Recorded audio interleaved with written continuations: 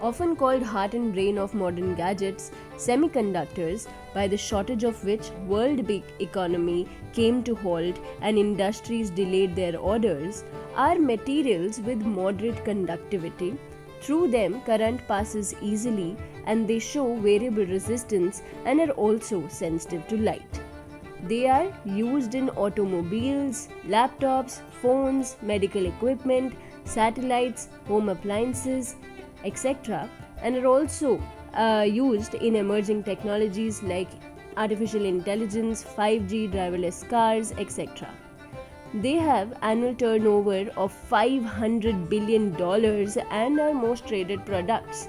Yet, this product is produced only in few countries like US, Japan, European Union, South Korea, and Taiwan. India, with the goal of becoming technology manufacturing hub, has recently approved a $10 billion incentive or 76,000 crore incentive package to create semiconductor ecosystem in the country.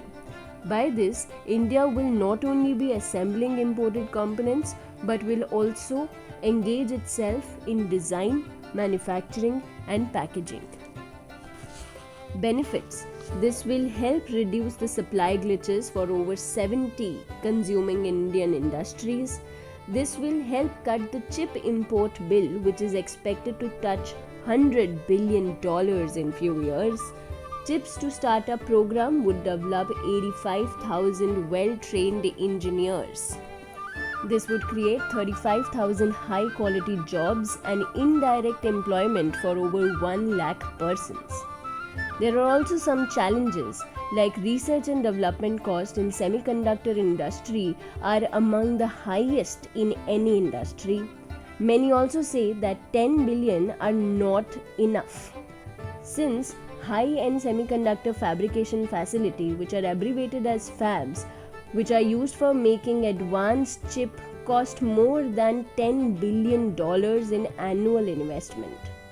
Also, the cause of concern can be that investment fails if a competitor introduces marginally better product. This industry also requires millions of clean water and power supply. So the question remains, would India be able to achieve this ambition?